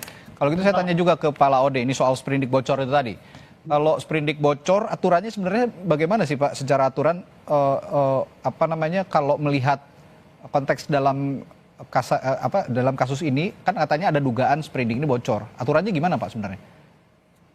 Ya, biasanya sih kalau aturannya itu kalau SOP yang lama ya, yang saya ketahui di KPK, kalau sudah ditetapkan sebagai tersangka, itu kan melalui gelar perkara.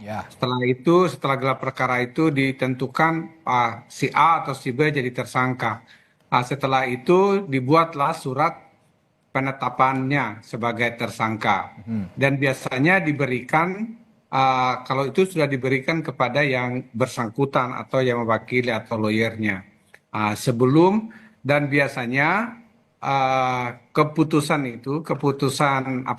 untuk disampaikan kepada publik itu diumumkan oleh pimpinan atau juru bicara atau disampaikan. Jadi tapi kan hanya kita kurang tahu ini kalau dia bocornya dari kan biasanya kan kalau surat itu bisa bocor dari lawyernya, bisa bocor dari orang KPK-nya atau bisa dari mana saya nggak tahu persis. Oke. Nah begini Pak Laode, ini kita langsung masuk ke kasusnya Pak Hasto ini ya di PDI Perjuangan. Kasusnya kan sebenarnya kita cantelannya kan kasusnya Harun Masiku yang sudah lama, kasusnya tahun 2020. Lalu ada cerita soal rendam ponsel, ini juga sudah lama.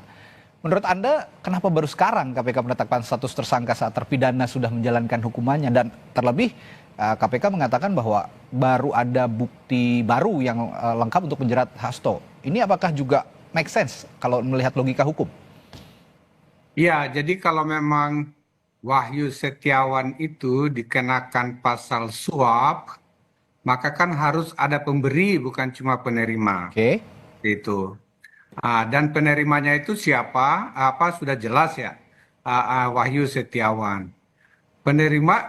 Pemberinya pada saat itu yang saya tahu adalah Harun Masiku yang melarikan diri dan kata orang-orang uang dari Harun Masiku itu berasal dari Pak Hasto. Jadi Pak Hasto ini diberikan sebagai kayak pemberi suap juga bersama-sama dengan Harun Masiku.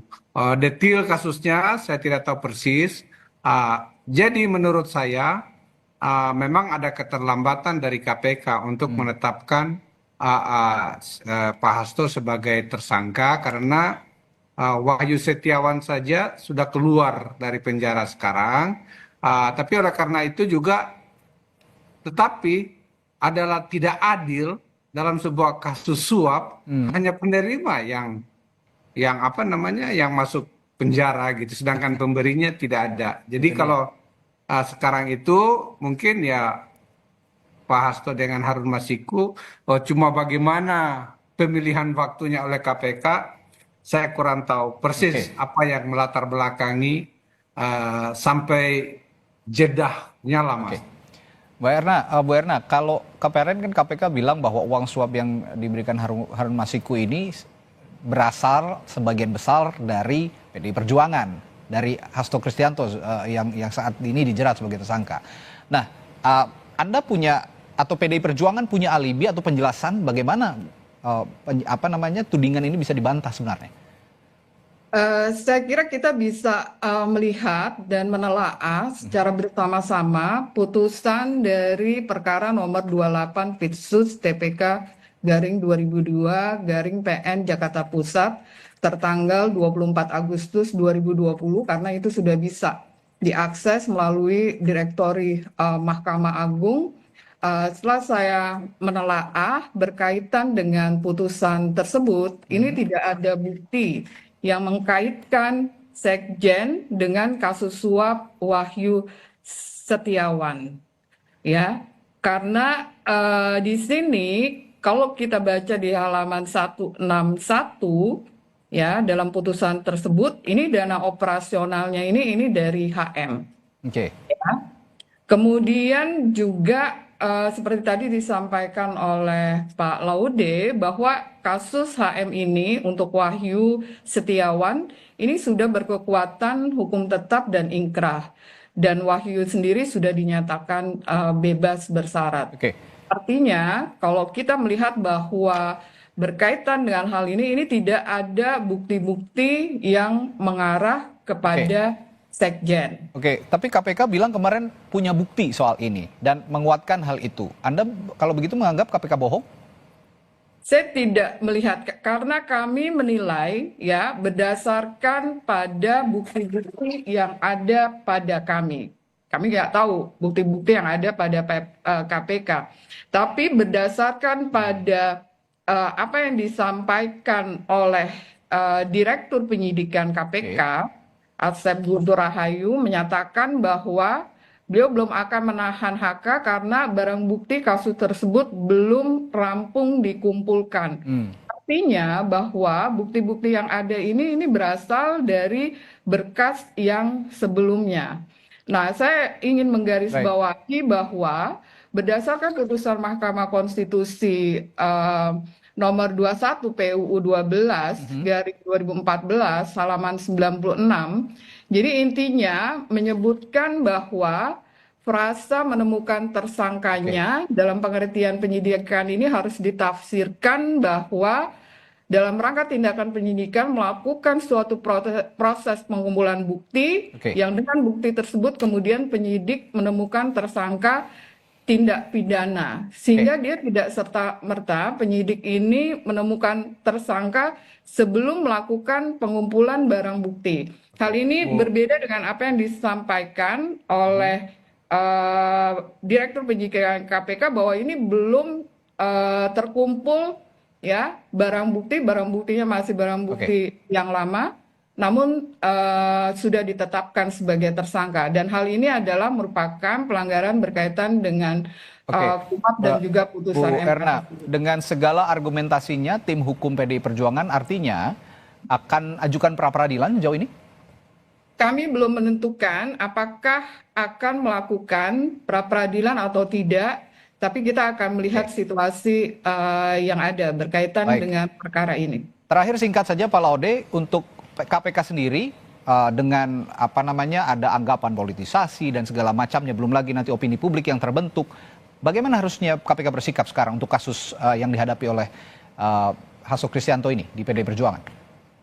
Ya, menurut saya KPK harus bersikapnya itu adalah harus menunjukkan bahwa betul-betul kasus ini adalah layak untuk naik, ditingkatkan statusnya menjadi tersangka, dan yakin bahwa ini adalah kasus yang betul-betul kasus korupsi.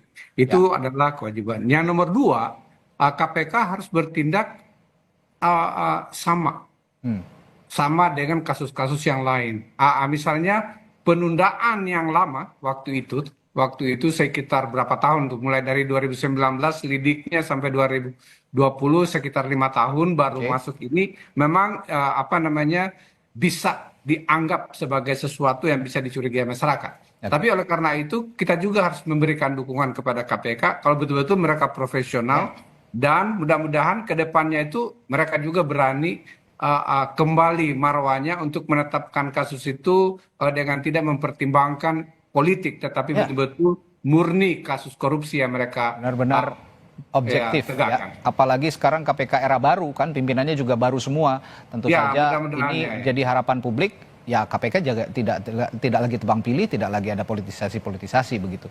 Dan pada malam hari ini sebenarnya kami juga sudah mengundang unsur KPK untuk hadir dalam perbincangan kami, namun belum ada yang merespons, sehingga hari ini kita perbincangkan bersama Pak Laude dan Bu Erna. Nah, semoga nanti ada titik terang dan juga ada kejelasan. Sekali lagi kita juga sama-sama gantungan harapan untuk KPK maupun penegak hukum lain. Kalau memang ada kasus-kasus seperti ini, jika memang ada delik hukumnya ya objektif, tidak dibuat-buat gitu kurang lebih.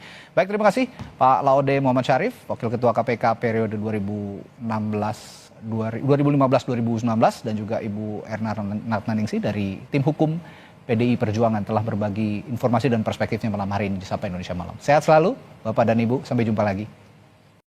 Tidak ada manfaatnya kita berdebat apakah kasus ini berlatar belakang politik atau tidak. Kami tentu saja menghormati sikap KPK yang menjalankan kewenangannya.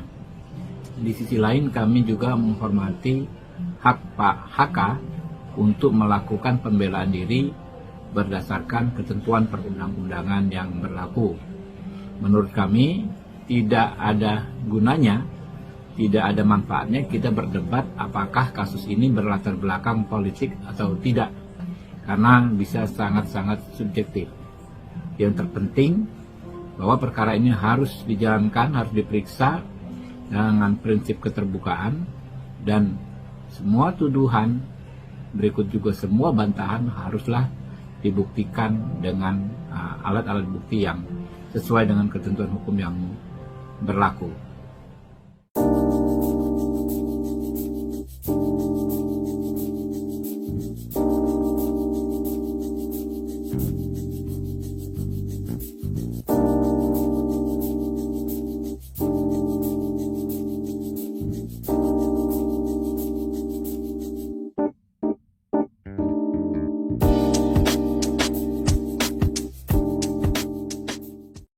Ke sorotan lain, saudara, Sekjen PDIP yang juga tersangka kasus suap Harun Masiku, Hasto Kristianto, dicekal ke luar negeri oleh KPK.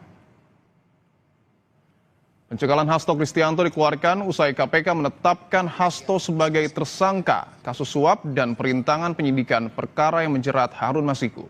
Selain Hasto, KPK juga mencekal politisi senior PDI Perjuangan, Yasona Lauli. Keduanya dilarang bepergian ke luar negeri selama 6 bulan.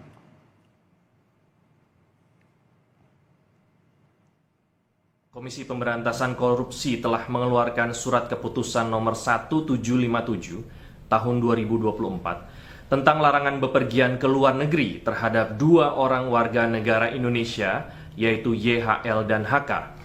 Larangan bepergian ke luar negeri ini terkait penyidikan dugaan tindak pidana korupsi, pemberian hadiah atau janji terkait penetapan anggota DPR RI terpilih 2019 sampai dengan 2024. Tindakan larangan bepergian ke luar negeri tersebut dilakukan oleh penyidik karena keberadaan yang bersangkutan di wilayah Indonesia dibutuhkan dalam rangka proses penyidikan. Presiden ke-7 Republik Indonesia Joko Widodo merespons penetapan tersangka Sekjen PDIP Hasto Kristianto. Disinggung soal namanya yang masih dikaitkan dengan kasus itu, Jokowi menjawab santai. Ia menegaskan dirinya sudah purna tugas. Jokowi meminta hormati seluruh proses hukum yang ada. Pak Hasto kan ditetapkan sebagai tersangka di KPK ya Pak, tapi nama Bapak itu masih disangkut pautkan atas tersangka ini. Hormati seluruh proses hukum yang ada. Enggak. Tapi nggak apa-apa Pak, nama-namanya dicatut Pak, masih dibawa-bawa Pak. Nama Pak Jokowi sama keluarga masih dibawa. Enggak. Purna tugas pensiunan enggak. Penetapan tersangka Sekjen PDI Perjuangan Hasto Kristianto menambah jumlah orang yang terlibat dalam kasus suap Harun Masiku. Diduga memiliki peran sebagai pemberi suap, Hasto Kristianto ditetapkan sebagai tersangka kelima. Selain memberikan suap, KPK juga menemukan fakta dan memiliki bukti jika Hasto Kristianto lah yang meminta Harun Masiku merendam alat bukti telepon genggam dan menyuruh Harun Masiku segera melarikan diri. Bahwa pada tanggal 8 Januari 2020 pada saat proses tangkap tangan oleh KPK, Saudara HK memerintahkan salah satu pegawainya di Jalan Sultan Syahrir yang biasa digunakan sebagai kantor untuk menelpon kepada HM dan memerintahkan supaya merendam HP dalam air dan segera melarikan diri. Bahwa pada tanggal 6 Juni 2024, sebelum Saudara HK diperiksa sebagai saksi oleh KPK, Saudara HK memerintahkan kepada salah satu pegawainya untuk menenggelamkan HP yang dalam penguasaan pegawai tersebut agar tidak ditemukan oleh KPK. Merespons uraian peran yang disampaikan Ketua KPK atas penetapan tersangka Hasto Kristianto, PDI Perjuangan bersikap. Tim hukum PDI Perjuangan menduga penetapan tersangka Sekjen Hasto Kristianto syarat muatan politis. Alasan sesungguhnya dari menjadikan Sekjen DPP PDI Perjuangan sebagai tersangka adalah motif politik. Terutama karena Sekjen DPP PDI Perjuangan tegas menyatakan sikap-sikap politik partai menentang upaya-upaya yang merusak demokrasi, konstitusi, juga terhadap cawe-cawe penyalahgunaan kekuasaan atau abuse of power di penghujung kekuasaan mantan Presiden Joko Widodo. Upaya hukum tengah disiapkan PDI Perjuangan untuk menghadapi penetapan tersangka Hasto Kristianto oleh KPK. Sementara KPK mengaku siap jika PDIP melayangkan gugatan pra-peradilan demi membebaskan sekjennya. Tim Liputan Kompas TV. Menindaklanjuti penetapan tersangka Hasto Kristianto di kasus Harun Masiku, KPK mencekal Hasto dan Yasona Lauli. Apa alasan KPK juga mencekal Yasona? Kita tanyakan pada jurnalis Kompas TV ini Putu Trisnanda. Putu, selamat malam. Putu, jadi apa alasan KPK mencekal Yasona? Kaitannya apa dengan kasus Hasto Kristianto? Ya, selamat malam Dipo dan juga saudara. Seperti yang kita ketahui beberapa hari yang lalu, Yasona ini juga sempat datang ke Gedung Merah Putih KPK untuk memberikan keterangan karena di periode Yasona Lauli pada saat itu menjabat sebagai Menteri Hukum dan HAM, kemudian juga secara di kepartaian, Yasona ini juga menjabat sebagai Ketua DPP pada saat itu, sehingga untuk mengetahui sejumlah hal terkait dengan bagaimana administratif sistem di internal partai ketika kemudian ada PAW atau pergantian antar waktu saat ada kader yang sudah masuk ke DPR tapi berhalangan tetap, entah itu meninggal, mengundurkan diri atau berurusan dengan hukum, maka akan diganti dengan kader yang juga sudah terpilih tentu saja, tapi suaranya ini ada di bawahnya begitu. Nah, Yasona pada saat dipanggil ke KPK ini juga memberikan keterangan, menjelaskan bagaimana kemudian dari partai pada saat itu Yasona sebagai Ketua DPP juga sempat memberikan surat ke Mahkamah Agung untuk meminta fatwa terkait dengan kebijakan ataupun juga status hukum supaya nanti bisa dijadikan acuan untuk digunakan pada saat ada pergantian sistem anggota tadi PAW.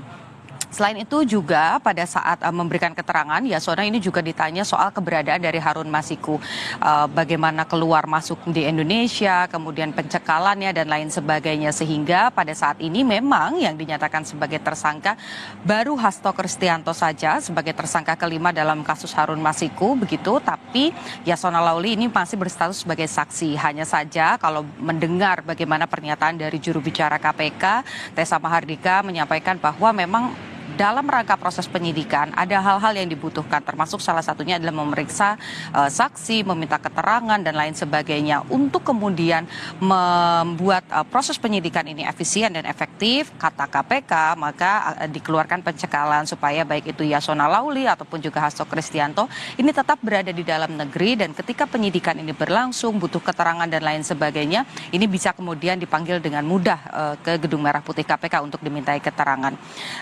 Seperti yang juga sudah disampaikan oleh Dirjen Imigrasi bahwa seperti klaim dari KPK juga sesuai dengan surat yang sudah ditandatangani resmi tertanggal 24 Desember atau tepatnya pada Selasa malam, baik itu Yasona dan juga Hasto ini tidak bisa bepergian ke luar negeri karena sudah dicekal selama 6 bulan ke depan.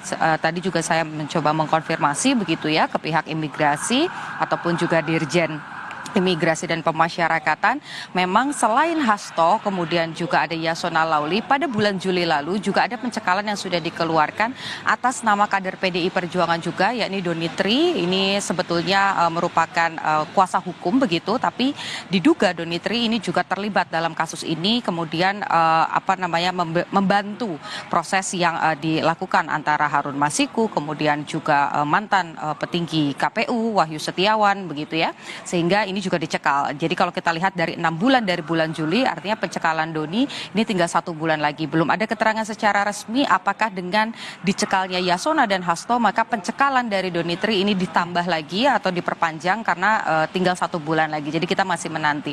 Yang pasti soal proses hukum Dipo dan juga saudara, memang sampai dengan saat ini tadi saya mencoba mengonfirmasi ke Roni Talapesi, Ketua DPP PDI Perjuangan Bidang Reformasi Hukum Nasional, menyatakan sampai dengan saat ini belum ada permintaan secara langsung dari Hasto Kristianto apakah akan mengambil jalur pra-peradilan atau upaya-upaya hukum lainnya begitu, karena saat saya mencoba mengkonfirmasi secara langsung kepada Hasto Kristianto ini disampaikan bahwa dirinya dari kemarin sampai dengan hari ini memang sedang merayakan Natal begitu bersama keluarga, jadi belum memikirkan proses hukum. Tapi kembali lagi karena ini proses hukum kita tidak boleh berandai-andai, baik itu KPK ataupun juga Hasto Kristianto dan juga PDI Perjuangan ini harus memiliki bukti. KPK sebut punya alat bukti yang kuat, PDIP sebut ini kriminalisasi. Mana yang betul kita kembalikan lagi terkait dengan bukti-bukti yang bisa disajikan kedua belah pihak, tinggal nanti majelis hakim yang akan menentukan siapa yang memang betul, apakah kriminalisasi atau memang ada pelanggaran hukum yang terjadi. Dipo. Kita tunggu proses hukum selanjutnya yang tentu masih akan terus didalami oleh Komisi Pemberantasan Korupsi. Terima kasih Niputu Trisnanda atas laporan Anda langsung dari gedung KPK Jakarta. Perkembangan terkini, pasca KPK menetapkan Hasto Kristianto sebagai tersangka suap dan perintangan penyidikan, akan disampaikan jurnalis Kompas TV Cindy Permadi dari Gedung Komisi Pemberantasan Korupsi. Cindy, apa saja informasi terbaru soal penahanan Hasto setelah menjadi tersangka? Bagaimana KPK menjawab tudingan PDI Perjuangan bahwa KPK tidak punya bukti kuat dalam menetapkan Hasto sebagai tersangka? Ini dia soal penahanan seperti yang kemarin disampaikan oleh pimpinan KPK menjadi kewenangan dari penyidik. Tapi kalau kita merujuk kepada KUHAP, ada syarat penahanan yang harus dipenuhi oleh penyidik KPK terlebih dahulu. Terkait syarat objektif dan syarat subjektif. Syarat objektif ini meliputi kepentingan hukum, apakah ancaman pidananya di atas 5 tahun atau tidak. Sementara kalau untuk syarat subjektif, apakah ada kekhawatiran dari penyidik tersangka akan melarikan diri, mengulangi perbuatan ataupun juga menghilangkan barang bukti. Soal syarat objektif kalau kita bedah lagi, ada 2 perkara yang menjerat Hasto Kristianto. Yang pertama adalah soal dugaan suap, yang kedua adalah soal perintangan penyidikan. Untuk dugaan suap saja, Hasto Kristianto disangkakan oleh 2 pasal. Pertama adalah pasal 5 Undang-Undang Tipikor terkait pemberian suap terhadap penyelenggara negara. Kalau kita lihat ancaman pidananya saja, itu ancaman pidana minimal 1 tahun dan paling lama 5 tahun. Kemudian pasal kedua adalah pasal 13 Undang-Undang Tipikor, pemberian suap terhadap pegawai negeri terkait dengan kewenangan atau jabatannya.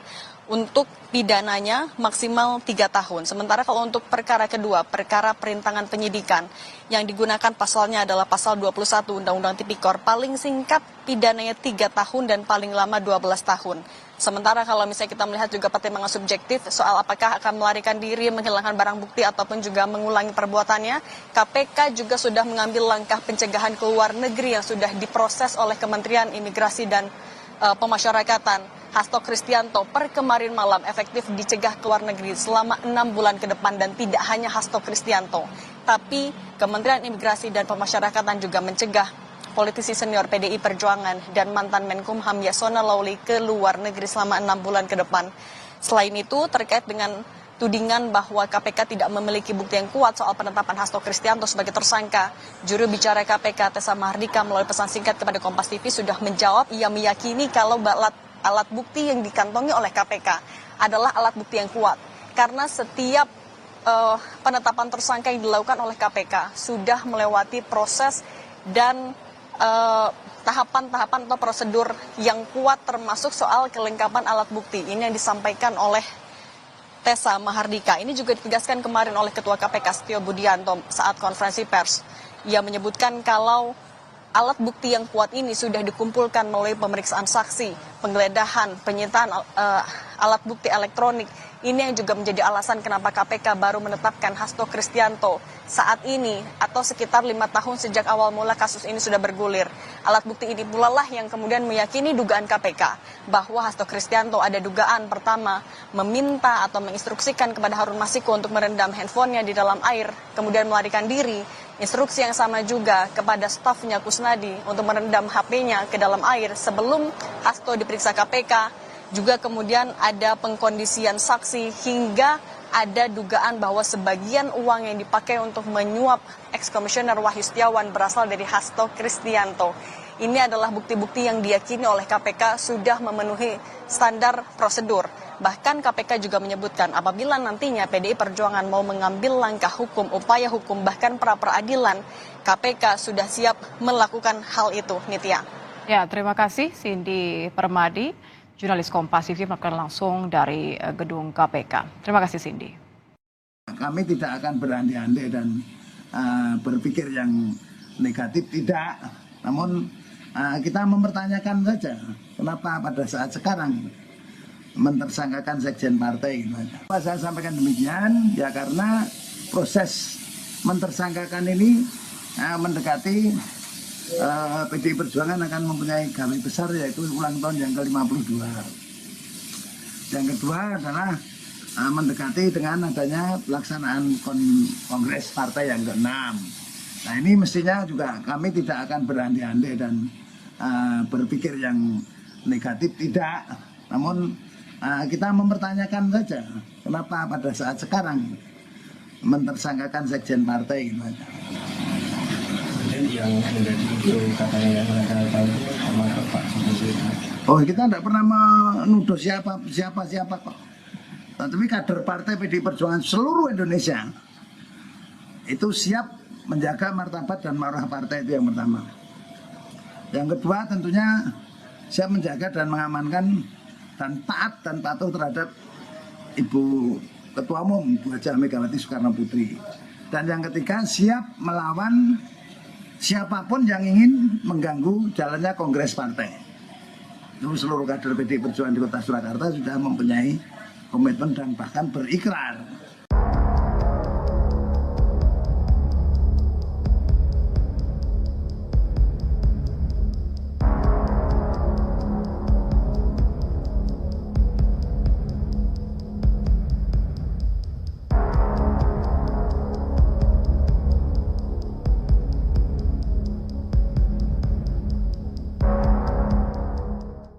Tentang larangan bepergian ke luar negeri terhadap 2 orang warga negara Indonesia, yaitu YHL dan HK.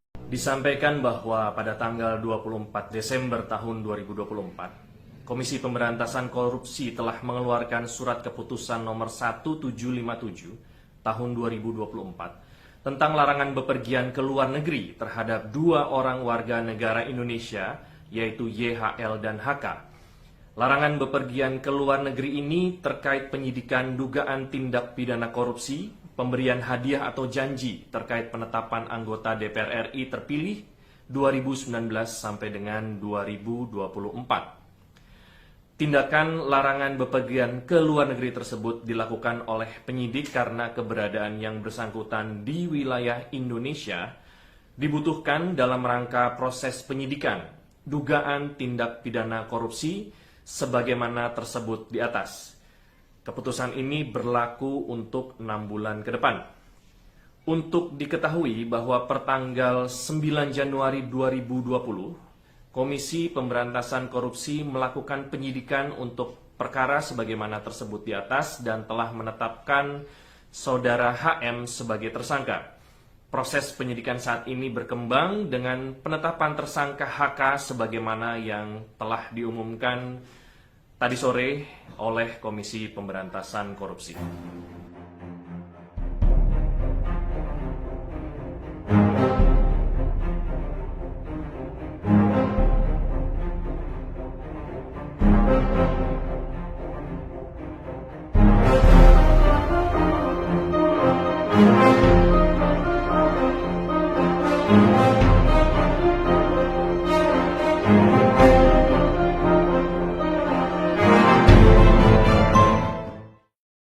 akhir-akhir ini kok korupsi itu malah dijadikan alat ya untuk membunuh dalam tanda petik ya, untuk mematikan orang, untuk menjegal orang. Karena jati diri manusia yang bersangkutan, yang korupsi itu, jati diri yang paling dasar diingkari. Itu kalau kita omong tentang konsep. Sehingga macam-macam kepentingan lain yang melunturkan jati diri yang paling dasar itu. Nah, kalau kita melihatnya secara konkret, saya kira korupsi itu suatu realitas yang sangat-sangat kompleks. Sangat-sangat kompleks. Saya ambilkan satu contoh ya Mas ya, soal budaya. Diingkari seperti apapun, masyarakat kita itu budayanya adalah budaya feodal. Tidak bisa disangkal. Salah satu contoh dalam kebudayaan tertentu, bahasa tertentu diciptakan untuk melestarikan feodalisme. Nah, ketika seorang hidup sadar atau tidak sadar di dalam situasi feodal, dia akan berpikir mengenai gengsi, mengenai kedudukan. Di dalam masyarakat feodal, yang paling dicari-cari adalah kedudukan. Status itu, status sosial, gengsi, dan sebagainya. Nah, kalau sudah orientasi hidupnya seperti itu tanpa disadari, maka segala macam cara mau dicari untuk mencapai yang dicari itu, entah itu kekuasaan, entah itu namanya gengsi, dan itu semua butuh uang. Jadilah korupsi. Satu. Yang kedua tentu saja adalah sistem tata kelola negara ini. Kita semua mendengar akhir-akhir ini kok korupsi itu malah dijadikan alat ya untuk membunuh dalam tanda petik ya, untuk mematikan orang, untuk menjegal orang. Korupsi dibiarkan supaya nanti pada waktunya bisa digunakan untuk kepentingan tertentu. Nah, itu kan politik yang busuk sebetulnya. Dan segala macam cara. Nah, kalau ditanyakan gereja itu berbuat apa, tentu gereja itu kompleks Mas ya. Gereja itu bukan hierarki, gereja itu adalah umat. Maka harapannya tentu saja adalah kalau ditanyakan tentang gereja, salah satu selain suara moral yang ditulis oleh para penulis di koran, disampaikan di dalam wawancara di televisi, gereja sendiri tidak berarti bebas dari keadaan seperti itu. Maka yang diusahakan oleh gereja, yang saya tahu di Keuskupan Agung Jakarta adalah membuat lembaga gereja itu transparan, sehingga dapat dipercaya. Tidak mudah.